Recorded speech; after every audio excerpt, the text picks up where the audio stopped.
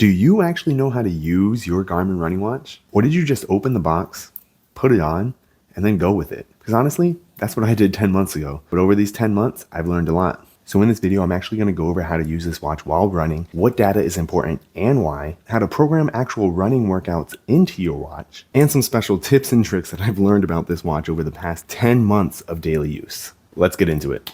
Now let's start off with how to use the Garmin watch on a run. So before you start your run with a Garmin watch, there are these 3 buttons on the side that you can click into. And there's a section called Run Settings. When you're in there, you can see that there's a thing called Data Screens. There are so many preset data screens that they have already. Like right off the bat, the Forerunner has 4 of them. But then when you go down and you click Add New, you can customize the data. You can choose your heart rate gauge. You can choose your run dynamics, the map, the elevation. All of these are different screens you can customize, which is absolutely amazing.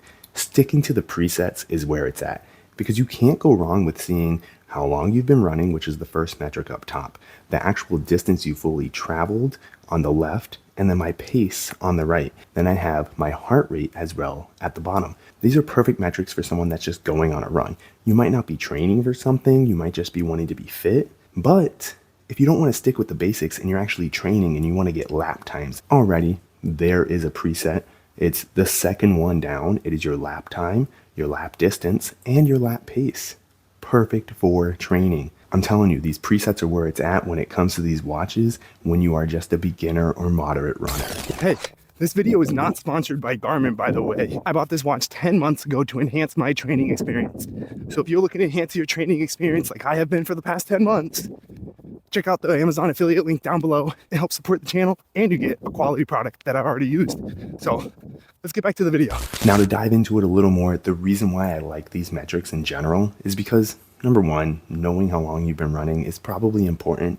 Number 2, knowing your distance is just a morale boost and kind of the purpose of your run. Then when it comes to the heart rate, once you get a watch like this, you're going to realize that heart rate plays a big role in your training, no matter if you're doing it for casual training or for training for a sport or training to be an athlete in general. Then you have pace. That is very important. If you are new to running and you hear your friends saying pace, pace, pace, you need to learn your pace. You need to learn what your running pace is for a casual run, what your running pace is for when you're going super hard, what your running pace is when you're doing a 5K, a 10K, a half marathon, a full marathon.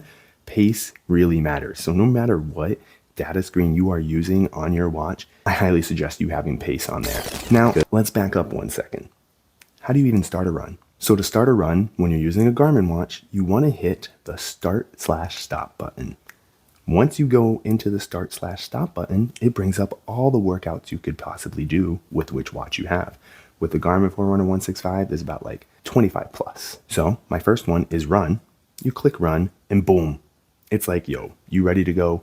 Click that start button again and we're going to start. It's just that simple.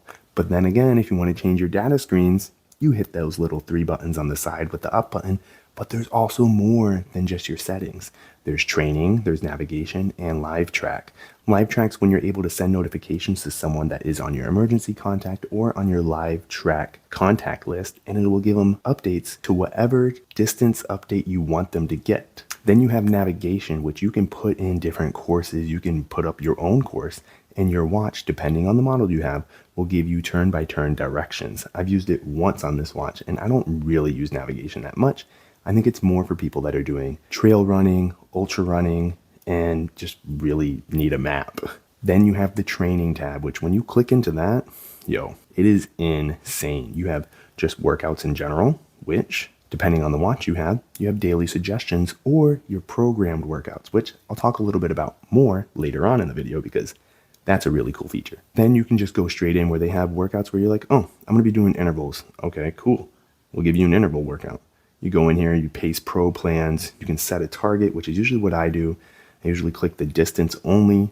And then you have your training calendar, which you need to download from your Garmin Connect app. But now let's go back to these data points real quick. What is important with these watches when you're running and what is not important? Because these watches track a lot. Well, let me just tell you. Heart rate, respiration, age, body battery, daily stress, sleep, hydration, GPS, blood oxygen, HRV, distance, incident detection, steps, calories, floors climbed, distance traveled, reps, speed, VO2 max, vertical oscillation, stride, ground contact, power, pace, and way more than that because I was tired of riding. But What I can tell you is what I focus on when it comes to these metrics, and it's definitely going to help you out a little bit to understand how to use your Garmin watch better.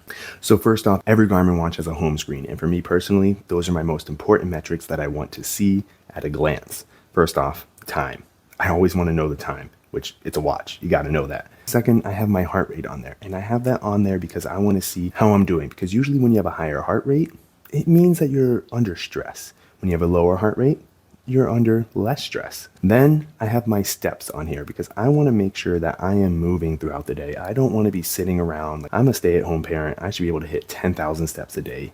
Easy. I also have like the date on there and then my percentage of the battery, but I also have the weather, because what is better than looking at your watch to see, hey, do I need to put a jacket on real quick? Now, the other data that I look at is not on the home screen and most likely won't be on yours either, because there's a lot of data you want to intake. So the scroll down feature on most of these watches, you can customize what metrics you see easier at a glance. So for me, I like to see my 7-day previous workouts. I like to check on my VO2 max every once in a while. I really love to check on my HRV status, which the HRV status I learned recently is more about how well you are doing under stress or not under stress, or how good you're doing just overall. I also have on here my race day calendar, which is really awesome to plug in, because when I was training for my marathon, it was a good daily reminder to see when my race was going to be and what my predictive time was going to be. I also like to look at my sleep score. Looking at that sleep data is very important, especially if you wear your watch frequently, which I usually do. Having that sleep tracking metric helps so much to really make your sleep a little bit better. And then I do have the calories on here, and that's really important to look at when you're on a training regimen that requires you to look at your calories. How accurate is it? I don't really know, but it's better to know a little than to know nothing when you're trying to lose weight or trying to gain weight. Those really are caloric dependent. Other than that, I really love the recovery features on here, really telling you about how prepared you are for a hard workout, or should you go a little easier today based off of the recovery metric. And then the body battery, I'm just really getting into it, so it's not as important to me right now, but I hear a lot of people love looking at it. And then I always make sure I see the sunrise and sunset metric, because man, when you go on a run and you're going to start it and you know it's going to be a 2-hour run, but you didn't realize that sunset was going to be an hour into that run, well, you could have been prepared by having that metric on the watch like I did and bringing a headlamp with you. Because being prepared on a run is one of the most important things you can do for your success on your training run or your casual run in general, which is why also I love programming workouts onto this watch, because that is the best way you can be prepared for a run. To program a workout to use on your Garmin watch, you're going to need to open the Garmin Connect app. Then you're going to click the More button at the bottom right and select Training and Planning. Once you go there, then hit Workouts, create a workout, then hit Run, or select whatever workout you're going to be doing. For this example, I'm programming the SOS repeat workout, which basically is just doing repeat distances at a consistent pace. And when you program workouts for the Garmin watch, you can program your warm-up, your active workout, and a cool down. Your active workout can even have repeats in it. I can select the distance, I can select the duration, I can select the pace, I can select the type of the run it is, the intensity target, and then when you're all done and satisfied with how you've programmed it, you save it and you upload it to your watch. If you want to see a more in-depth, step-by-step tutorial of how to program different running workouts on the Garmin app to use for your Garmin watch, and comment Fit Dad Fabio down below, and I'll know to make that video for y'all. Let's get back to the video. All right, let's talk about the tips and tricks that I found out, because man, some of these things were game changers when I found out about them. Now, one of the first ones was really cool. When you're on your watch, which I believe it's any Garmin watch, no matter what screen you're on, if you hold your hand over the watch, it'll go right back to your home screen. Instead of having to click the back button 6 times to get back when you're deep into something, hold your hand on top of the screen. Now, for my watch personally, other ones that have different music capabilities, it's a little bit different, but my watch, the 165, when you hold the down button, you can actually control your music on your watch, even though I don't have the 165 music version. And you can also change the volume of your music as well. Another feature I love is being able to hold the up button. When you hold the up button, you get quick access to, yes, being able to edit your watch face, but the most important, your clocks. When you want to set an alarm, a timer, or a stopwatch, just hold that button down, you'll get to it real quick. Also, you're able to get to your history real quick as well if you're really looking to see anything you've done or tracked on the watch, honestly. Now, the last basic tip before I get into the really cool ones is when you hold the light button, you're able to go into your scroll around menu, which is where you can do your phone connectivity, your syncing, your nighttime mode. You can really customize the screen to whatever you want. There's so many awesome features that you can add on to the scroll menu that you should take some time to look at it. Now to my last two favorite features, which are absolutely awesome. I'll tell you the first one, which isn't as awesome as the second one, but it's the lock feature. Like, honestly, when you can lock your watch's screen, it's just so helpful. When you keep the lock screen on, it makes it so that when your kid is touching your watch, they're not going to be able to scroll around. So it's a perfect feature for, I guess, parents or when you're taking a shower. Now, the coolest feature, which I found out on accident, when you hold the back button and the light button at the same time, it'll take a screenshot and save it to your Garmin Connect app.